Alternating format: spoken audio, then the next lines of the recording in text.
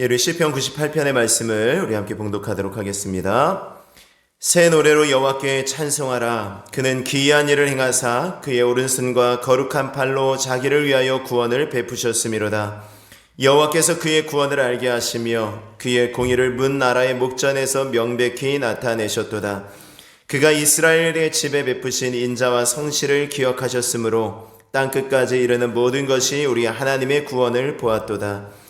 온 땅이여 여호와께 즐거이 소리칠지어다. 소리내어 즐겁게 노래하며 찬송할지어다. 수금으로 여호와를 노래하라. 수금과 음성으로 노래할지어다. 나팔과 호각소리로 왕이신 여호와 앞에 즐겁게 소리칠지어다. 바다와 거기 충만한 것과 세계와 그 중에 거주하는 자는 다 외칠지어다. 여호와 앞에서 큰 물은 박수할지어다. 산악이 함께 즐겁게 노래할지어다. 그가 땅을 심판하러 임하실 것이미로다. 그가 의로 세계를 판단하시며 공평으로 그의 백성을 심판하시리로다. 아멘. 아멘. 오늘 본문의 표제를 한번 보시면 시라고 되어 있습니다. 시. 구차한 다른 어떤 설명들이 없습니다. 이것이 뭐다라고 어디에 누가 쓰여졌다라는 것도 없고 그냥 시라고 쓰여져 있죠. 근데 시편은 우리가 시라는 거 잘 알고 있지 않습니까?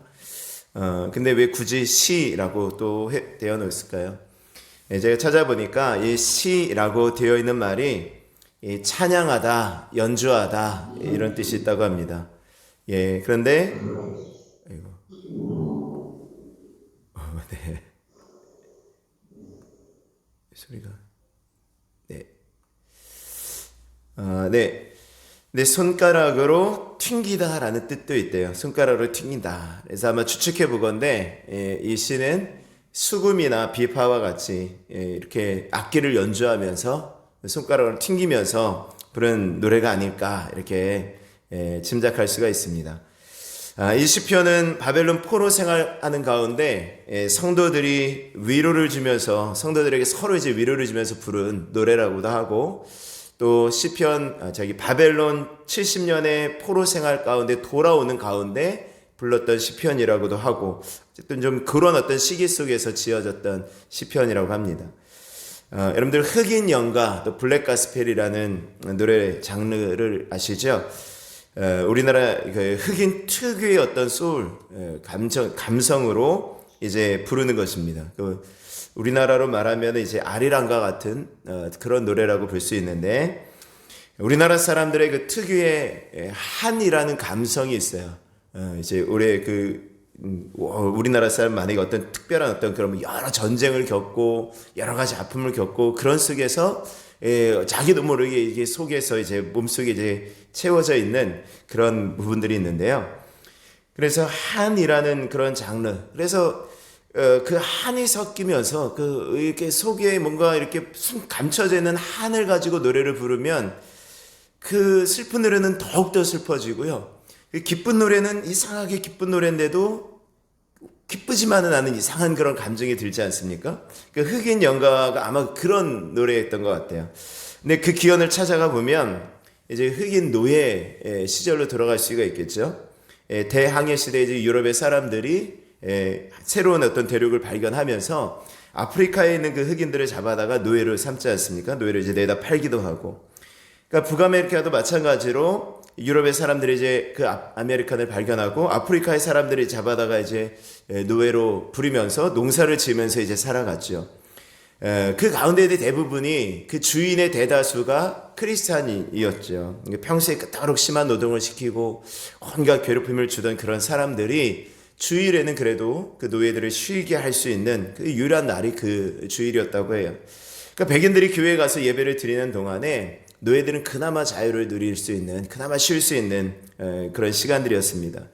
그리고 그들 나름대로의 어떤 그들의 자유를 기대하면서 흑인들 특유의 그런 어떤 리듬감에 맞춰서 리듬감에 백인들이 믿고 있는 신앙적 어떤 고백들, 그들이 믿고 있는 하나님, 그들이 믿고 있는 천국 이런 것들과 이렇게 어우러져서 그 노래를 부르면서 힘든 그 시기를 이겨냈었다라는 것입니다.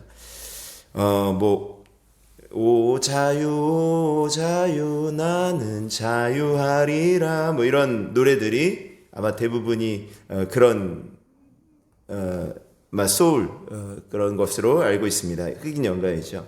아마 오늘 시편 98편의 말씀이 그 비슷한 환경 속에서 이제 바벨론의 포로 생활하면서 이스라엘 백성들이 하나님을 기대하며 불렀던 노래가 아닌가 이렇게 싶은 것입니다. 오늘 한번 말씀 보겠습니다. 1절 말씀에 보면 새 노래로 여호와께 찬송하라 라고 말하고 있습니다. 새 노래로 여호와께 찬송하라. 그는 기이한 일을 행하사 그의 오른손과 거룩한 팔로 자기를 위하여 구원을 베푸셨음이로다. 근데 새 노래로 하나님을 찬송하라고 그랬는데 새 노래가 뭐라고 그랬죠? 새 노래, 새로운 노래, 어떤 신곡, 날마다 새로운 노래를 만들어서 그게 아니라 물론 그렇게 하면 더 좋겠지만 그거보다는 새로운 마음으로 하나님께 올려드리는 찬송이라고 그랬죠. 그 새로운 마음으로 하나님을 찬송한다라고 하면 늘 새로운 고백으로 드리는 것입니다. 같은 찬송이라고 할지라도 그 상황에 따라서 그 노래의 그 마음이 좀 달라지지 않습니까? 그러니까 슬픔을 겪어보지 않았을 때, 그러니까 정말 슬플 때 부르는 찬송과 그 슬픈 일 만났을 때 부르는 찬송과 그냥 평상시에 똑같은 찬송은 좀 다르죠. 똑같은 찬송이라도 내 마음 가운데 슬픔이 찾아오고 이러면 그 찬송에 뭔가 또 새로운 마음이 담겨지게 되죠. 정말 기쁜 일 만났을 때 부르는 기쁜 어떤 찬송과 그냥 그렇지 않았을 때 어떤 기쁜 찬송을 부를 때의 느낌은 또 다른 것이죠. 그러니까 매일매일 이렇게 새로운 마음으로 부르는 것입니다. 우리가 이렇게 찬송을 부를 수 있다면 우리가 늘 새로운 마음으로 정말 새롭게 하나님을 찬송할 수 있다면 요새 정말 수없이 나오는 새로운 찬송을 그렇게 다 따라 부르지 않아도 우리는 새 노래로 하나님을 찬송하고 있는 것을 여러분들이 믿으실 수 있기를 바랍니다. 그렇게 되면 10년 전의 찬송도 새로운 찬송이고 20년 전의 찬송도 새로운 찬송이에요. 아까 우리 예배 시간 전에 불렀던 찬송 내 주를 가까이 하게 함은 1840년 내 찬양이더라고요. 1840년. 몇 년 전이에요? 한 160년, 170년 전의 찬송을 그냥 우리가 부르는 것입니다. 근데 그것을 정말 지금에 맞게 이게 내 주를 가까이 하게 함은 십자가 짐 같은 고통이나 내가 주님께 가까이 나가는 것이 십자가를 지는 것 같이 힘든 것이 있지만 내가 매일매일 주님을 찬송하겠습니다 라는 고백이 있다면 그런 정말 믿음의 고백으로 나간다면 그건 정말 새 노래가 되어지겠죠. 그것이 우리의 찬송이 되어지는 것입니다. 여러분들 그렇게 찬송 부르실 수 있는 은혜가 있기를 원합니다. 그렇지 않으면 아무리 새로운 노래를 불러도 옛날 찬양이에요. 아무리 새로운 노래 신곡 불러도 옛날 찬양 올드한 노래 부르는 것과 똑같습니다. 오늘 무엇을 찬양하라고 합니까? 1절 다시 말씀 보면 새 노래로 여호와께 찬송하라. 그는 기이한 일을 행하사 그의 오른손과 거룩한 팔로 자기를 위하여 구원을 베푸셨음이로다. 기이한 일을 행하셨다라는 것이 무엇입니까? 인간이 행할 수 없는 일, 인간 능력 밖에 있는 일이죠. 인간이 생각하지 못했던 일들을 말하는 것입니다. 하나님의 능한 손과 하나님의 오른손과 거룩한 팔로 자기를 위하여 구원을 베푸셨다. 하나님의 오른손, 하나님의 거룩한 팔이 하나님의 능력이죠. 그러면 하나님께서 행하신 기이한 일, 하나님의 오른손과 거룩한 팔로 구원을 베푸셨던 가장 기억에 남는 일이 무엇이겠습니까? 이스라엘 백성들 가운데요. 출애굽의 사건이었어요. 출애굽의 사건. 하나님께서 이스라엘 백성들을 애굽 땅에서 인도하여 내셨던 그 사건이요. 여러 가지 모든 것들을 바로 왕을 무너뜨리기 위해서 하나님께서 이 10가지 어떤 재앙을 내리시잖아요. 여러분들 출애굽기 말씀을 읽으면서 지난 좀 말씀을 읽는데 갑자기 그런 마음이 드는 거예요. 모세가 와서 야, 이 땅에 개구리가 내 말을 듣지 않으면 하나님 말씀 듣지 않으면 개구리가 너희들을 괴롭힐 거다. 개구리의 재앙을 내릴 거다. 그게 어떻게 이게 위협이 됐겠습니까? 개구리가 어떻게 우리를 개구리 그까짓 거 그냥 다 어떻게 우리나라 사람 같으면 다 잡아먹으면 될 걸 그게 재앙이 되겠냐고요. 근데 개구리가 와서 괴롭히는 거예요. 개구리가 온 사방에서 나오고 뭐 식탁에도 올라오고 침대에도 올라오고 어디 있을 수 없는 그런 것이죠. 그런 상황 속에서 또 이가 내릴 것이다. 먼지가 변해서 이가 되었어요. 파리떼가 공격을 해요. 메뚜기떼가 잡아먹어요. 이게 어떻게 공격할 수 있는 거냐고요. 이게 어떻게 사람을 괴롭힐 수 있는 이 재앙이 될 수 있겠냐고요. 근데 그게 재앙으로 다가왔다니까요. 하나님의 기이한 일이었고 하나님의 능하신 일이었습니다. 홍해가 가로막고 있어요. 어떻게 이것이 해결이 될 수 있을까? 뒤에는 애굽의 군대가 쫓아오죠. 하나님께서 그것을 가르시죠. 낮에는 하나님께서 구름 기둥으로, 밤에는 불 기둥으로 인도하시죠.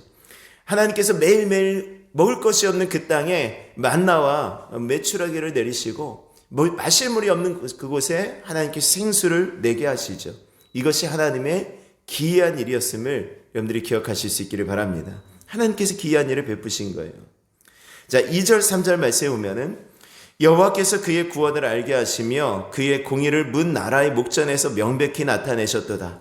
그가 이스라엘 집에 베푸신 인자와 성실을 기억하셨으므로 땅끝까지 이르는 모든 것이 우리 하나님의 구원을 보았도다 라고 말씀합니다. 하나님의 구원을 베푸신 것은 하나님의 인자와 성실을 위한 것입니다.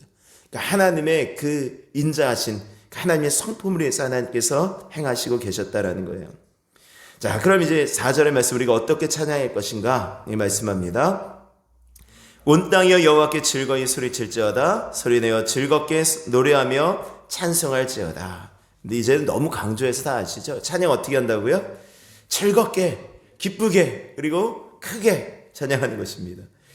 예, 즐겁게 소리치면서 찬양하는 거예요. 오늘 이 말씀을 원문에 조금 더 가깝게 해석하면 온 땅아 귀가 먹먹해질 정도로 성도를 즐겁게 소리를 질러라. 온 땅아 귀가 먹먹해질 정도로 즐겁게 소리를 질러라. 함성을 터뜨려라. 기뻐하며 노래하며 찬양하여라. 이런 말이에요. 귀가 먹먹해질 정도로 노래하라고요. 귀가 먹먹해질 정도로 즐거운 소리를 내라고요. 제가 잊지 못한 어떤 찬양의 모습이 있었어요.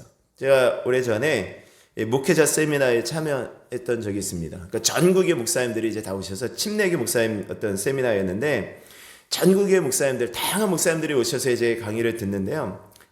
강의할 때 항상 이렇게 찬양하고 시작을 해요. 근데 보통 이렇게 찬양하면은 그냥 그 시간 때우는 것이지 그냥 이렇게 뭐 할 일 하시기도 하시고 뭐 보통은 다 그래요. 많이들 그렇습니다. 근데 그 찬양을 하시는데 제 옆에 목사님이 계시는데요.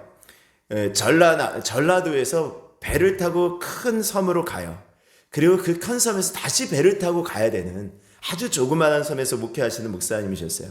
빼짝 마르셔가지고 그런데 그 목사님이 찬양을 하시는데 정말 얼마나 열정적으로 하시는지 정말 박수를 힘차게 치시면서 큰 소리를 하는데 옆에서 제가 보는데 그냥 목에 핏대가 다 서 있는 거예요. 다른 분들 매우 찬양하지 않으시는데 그냥 찬양 인도자에 따라서 그렇게 정말 찬양을 크게 하실 수가 없어요. 제가 그 찬양하는 모습 보면서 저도 찬양을 그래도 이렇게 열심히 한다고 하는데요. 그 목사님에 비하면 정말 저는 건성은 정말 대충 하는 거더라고요. 너무너무 와 저렇게 어떻게 찬양하실 수가 있지? 그런 마음이 들 정도로 정말 뜨겁게 찬양하시더라고요.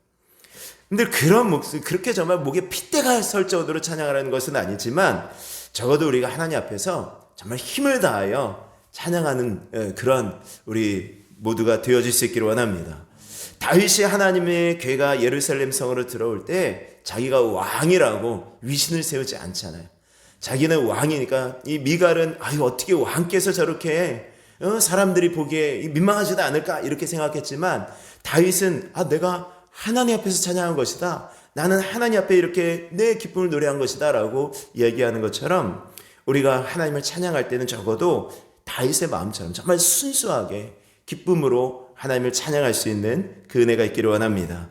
우리가 어떤 좋은 일을 만나고 어떤 좋은 것을 보면 와 하고 막 탄성을 내지르잖아요. 와 대단하다. 하나님을 향해서 그렇게 올리는 것이 이 찬양이다라는 것입니다. 자, 5절에서 6절 말씀 어떻게 찬양해야 되는가 또 말씀드리면 수금으로 여호와를 노래하라. 수금과 음성으로 노래할지어다. 나팔과 호각 소리로 왕이신 여호와 앞에 즐겁게 소리칠지어다. 그 말씀합니다. 수금은 이제 10줄로 된 당시의 대표적인 현악기인데 지금으로 말하면 이제 하프와 비슷했을 것이다 라고 이야기를 합니다. 정확한 건 모르고요. 나팔은 금속으로 만든 악기인데 제사장들이 이제 나팔을 불어서 이제 전쟁이 있을 때나 또 사람 불러 모을 때 사용했던 것이고 여기서 이제 호각은 이제 저희 관악기예요. 양각 나팔이라고 부르는 것입니다. 양각 나팔. 그래서 그것들을 이제 부르는 것입니다. 뭐 현악기, 금관악기, 관악기 여러 악기를 동원해서 하나님을 찬양하는 것이죠. 여러분들 수금이나 나팔이나 호악이나 이런 모든 것들이 다 공통점이 있어요. 직접 연주한다라는 것이고요. 그리고 힘있게 연주할 수 있다라는 거. 이 강약을 자기의 힘으로 조절할 수가 있다라는 거죠. 그래서 어떤 목사님은 정말 이제 예전에 어떤 목사님은 교회 안에서 이런 전자악기는 다 사라져야 된다 이렇게 말씀하시는 분도 있었어요. 왜냐하면 전자악기는 볼륨을 자기가 이렇게 조절하지 않습니까? 그러니까 그게 아니라 악기 소리를 크게 내고 할 때는 자기의 힘으로 조절할 수 있고, 또 이 전자악기 이 신디 같은 경우는 한 악기로 여러 소리를 낼 수 있거든요. 그러니까 뭐 건반 뭐 나팔 소리도 내고 바이올린 소리도 내고, 그게 아니라 직접 연주해야 된다 이렇게 주장하시는 목사님도 계셨는데, 어찌됐든 모든 악기를 동원해서 우리가 하나님을 찬양하는 것입니다. 중요한 것은 누구를 찬양하는가? 하나님을 찬양하는 것이죠. 이 왕이신 여호와 앞에서 찬양해라. 왕이신 여호와 앞에서 6절에 왕이신 여호와 앞에 즐겁게 소리칠지어다 라고 말씀하고 있습니다. 7절에서 8절 말씀에 보면은 바다와 거기 충만한 것과 세계와 그 중에 거주하는 자는 다 외칠지어다. 여호와 앞에서 큰 물은 박수할지어다. 산악이 함께 즐겁게 노래할지어다 라고 말씀합니다. 무슨 말씀입니까? 사람들뿐만이 아니라 바다와 그리고 세계와 거기 거주하는 자, 그리고 여호와 앞에서 모든 큰 물은 산악이 다 함께 즐겁게, 모든 천지 만물이 하나님을 찬양하는 거예요. 찬양하는 것입니다. 여러분들 천지 만물이 하나님을 찬양하는 것으로 여러분들 느껴지십니까? 단풍이 막 물들 때 저것이 하나님을 찬양하고 있는 것이야. 새싹이 막 돋아나는 봄의 기운을 바라오면서 그 모든 것들이 하나님을 찬양하는 것이야. 시냇물이 막 흐르는 그 소리를 들으면서 저 시냇물이 하나님을 찬양하는 것이고, 산들 속에 나무가 막 흔들려서 바람에 흔들려서 막 부딪히는 그런 소리를 들으며 저게 정말 하나님을 찬양하는 소리야. 여러분들 그 모든 소리가 정말 하나님을 찬양하는 소리를 들릴 수 있는, 그렇게 되면 정말 은혜 받는 거예요. 은혜 받은 사람은 이렇게 들리더라고요. 은혜 받게 되면 그렇게 들리더라고요. 제가 예전에 말씀드렸잖아요. 제가 예수님 만나고 나니까 그 예수님 만났을 때 그 마음, 그날 정말 모든 것들이 다 하나님을 찬양하는 소리를 들렸다고요. 시냇물 소리, 정말 바람 소리, 전부 하늘 새들 노랫소리까지도 정말 하나님 찬양하는 소리로 들렸다고요. 오늘 이 말씀입니다. 바다와 거기 충만한 것, 세계와 그 중에 거주하는 자, 여호와 앞에서 큰 물, 또 산악이 함께 즐겁게 노래하는 것입니다. 오늘 하나님을 노래해야 되는, 찬양해야 되는 이유는 무엇입니까? 9절 말씀, 그가 땅을 심판하러 임하실 것이미로다. 그가 이로 세계를 판단하시며 공평으로 그의 백성을 심판하시리로다. 이 땅을 심판하시고 공평과 의로 다스리실 것이기 때문에 우리가 하나님을 찬양하는 것입니다. 이제 계속해서 이 시편 이제 찬양에 대해서 찬양하라가 계속 나올 것 같습니다. 오늘 우리의 모든 삶 속에 정말 매일매일의 삶이 하나님을 찬양하는 복된 삶이 되실 수 있기를 원하고, 오늘 한 날도 새 노래로 하나님을 찬양할 수 있는 오늘 하루가 되어주실 수 있기를 주의 이름으로 축원합니다. 우리 찬송 드리시고 우리 함께 기도하겠습니다.